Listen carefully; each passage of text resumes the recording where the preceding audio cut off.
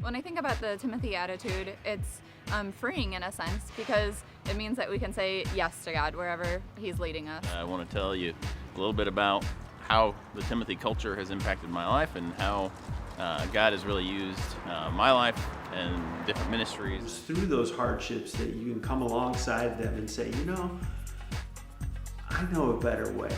And let me tell you about Christ. You have to get out of your element. You have to get out of your comfort zone before God can speak to you.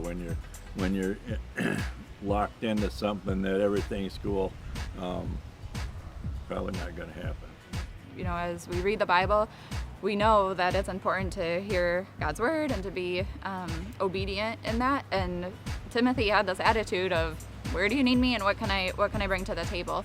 And so as I've considered where my training or my strengths or my gifts are and seen where God is at work, it makes the decision almost easier to say yes to opportunities when we know God is there and when we can kind of have this idea that the work that we do for church isn't just stuck in four walls or just in our home or just in our neighborhood or even just globally, that we know that all these spaces God is there and He's present and He's inviting us to be a part of it. Some of the key things I think that God has really brought into my life is being an encourager for others, and so getting involved in lots of different ministries and not necessarily doing something really deep, but being an encourager for a lot of ministries going on. So each person that works for me has their own set of dreams, their own life plans, their own life goals.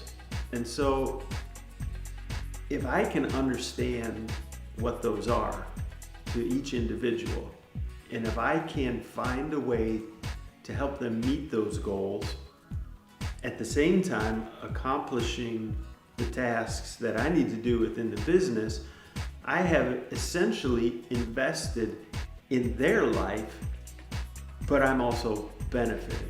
Yeah, when I think about that Timothy culture and that attitude, it's just kind of this yes attitude. I think too about Timothy being teachable, and he was open to mentorship and he was learning and he was trustworthy and always working at developing who he was. It wasn't like he was just had this attitude of, this is what I do and I'll go in and do it, but he was open to different assignments, so to speak. So I think that flexibility is part of the Timothy attitude and has again freed me up to just trust the Lord's leading versus thinking I have to work out some huge strategy or do a big exercise and soul searching and mapping out everything myself. That it can just be one step at a time is part of the Timothy attitude too. Should you go on a mission trip? Jesus told you to go on a mission trip. He told us to do this. So is that important? Of course it is. If you want to be a full-time ministry, I think you need to be called for that. Okay, first of all. So don't go running off just because I said so. If God's calling you for full-time ministry, that's one thing. But if you're doing a short-term thing, just go. You got time. Especially take time. Go to it. It'll the world gets a lot smaller, and you get serious about this. I call it discipleship because the underlying purpose of running a business is to minister to people. And so I want to get to know guys that are working for me in depth. I want to understand how they work, what makes them tick, so that I can help them accomplish those life goals, those life dreams that they have. Going on short-term mission trips, so Philippines, going down to this Griffey Ridge ministry, Mexico in the past, and Albany, New York to help start a church out there about 7 years ago. So just being open to new and interesting opportunities as a person following Christ. That's how I feel.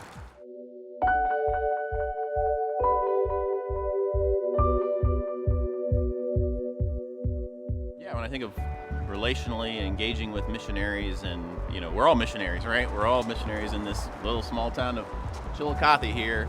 I think of specific examples like going to the Philippines and now the the people that we met in the Philippines that have been there for 10 years are back here and they're stuck here because of COVID, and they're in Iowa, and we've been able to go. We're getting ready to go again to go hunting with them. So we're gonna actually go shoot some pheasants and hang out with the missionaries there. I'm not just shoving a job down their throat and saying we gotta make money. I am trying to develop them into being better employees, better people,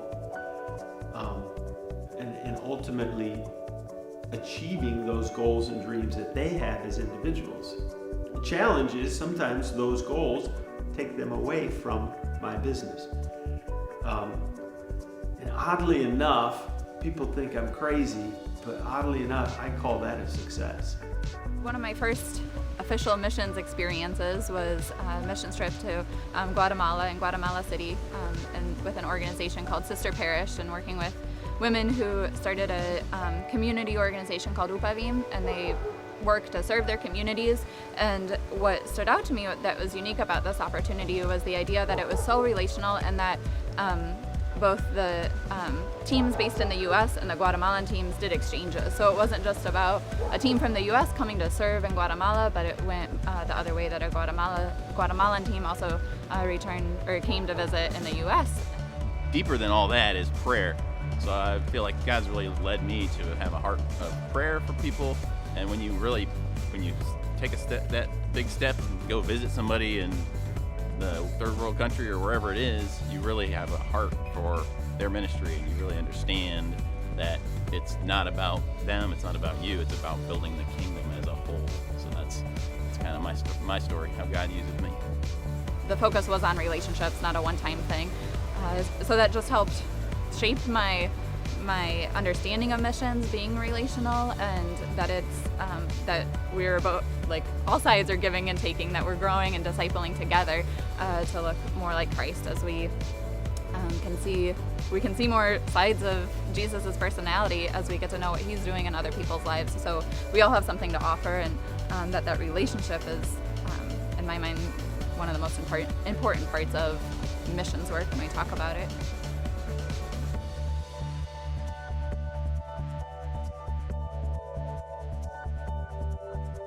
So I've been inspired specifically by Steve and the Vibe program that actually we're heading down there tonight.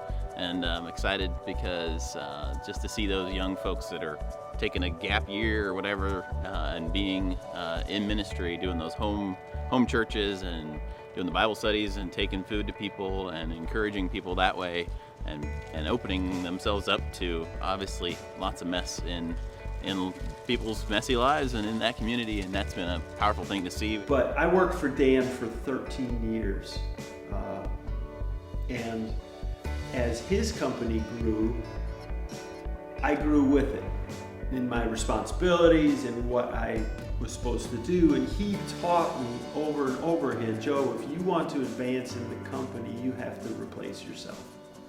You have to get someone to take your job. And so initially, it was selfish to say, well, I want to move up, and so somebody's got to do my job. But very, very quickly, like within one person, I realized the huge potential for ministry in doing that. One person that comes to mind is a woman named Amy who started an organization in Africa after a mission trip there, where she got to know the needs of the people there and built real relationships. And she adjusted her life to be able to create this organization, and she needed to grow and learn things that she didn't know, like starting a 501c3 and figuring out how to make it all work. And just that commitment to following through on God's prompting, even if it's difficult, even if you don't have all the answers or you know what you're doing all the time. They are having a huge impact in that community. It's been powerful. And then the second one would be Bill Allison. And has always had a big impact in my life, and seeing how he's all about discipleship, and we've gone through the Jesus way of disciple making with his study in our small group, and he came and spoke at that one night, and just seeing his heart for seeing those lost souls come to Christ and being the hands and feet of Jesus. It's just amazing. to say to this person, I need to teach you how to do what I do so you can move up. And then there was a trading of places. He takes my place, I can move up. And so in the company, in responsibilities, in my own development, I learned that, and I learned the value of pulling people along and saying, hey, you could do this, let me show you. Is inspiring, because I think sometimes people think that you have to have some really special skills to do missions work, and I think it's important that people realize it's just average people who are committed to keep saying yes and keep working it through. So Amy is one example of that.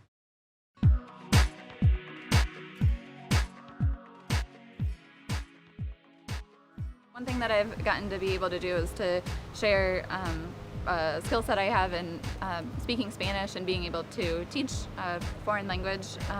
So when people want to serve in a Spanish-speaking country, sometimes the language barrier feels like a huge barrier and something that could keep them from saying yes to God. So by offering these Spanish classes that are just really focused on some conversational basics and even more importantly, the idea of how we communicate cross-culturally in loving and respectful ways, even if we never master the language that is foreign to us.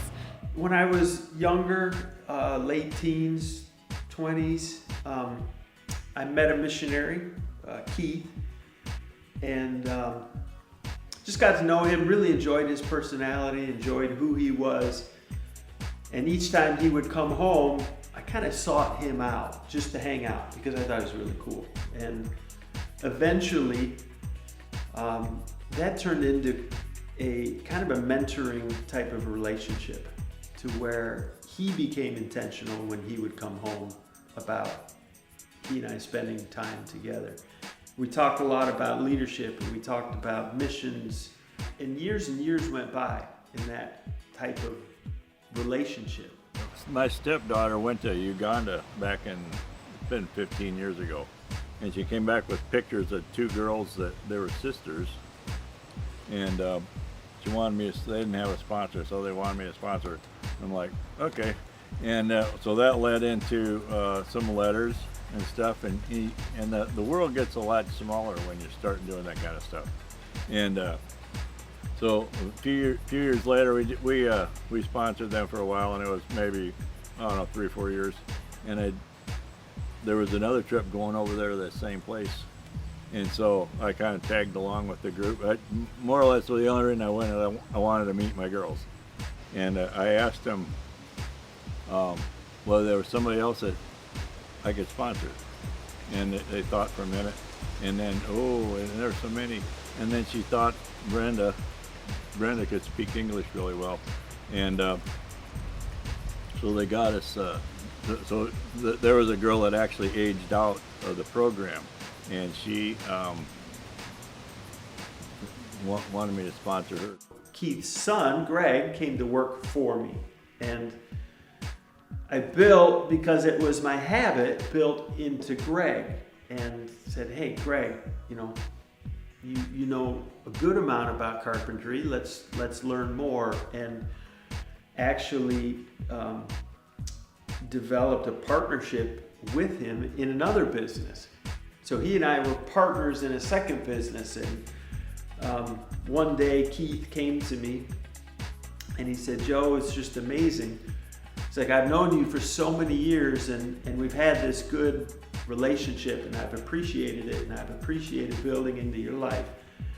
And he said, I watched my son come home from work and he's excited about the things that he's doing and he's excited about what the potentials are there. And he said, you're building into my son years and years after I built into you.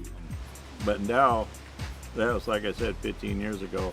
The one sister is an elementary ed teacher, and the third girl is a secretary now, and the girl Brenda is actually a counselor amongst the refugees in Kampala. And we saw her on a video. My friend Brent come by and show me a video one time. And she goes, hey, you got to see this. And it was somebody else's video. And there was this girl on there talking, this young lady. And looked at, like, that's Brenda.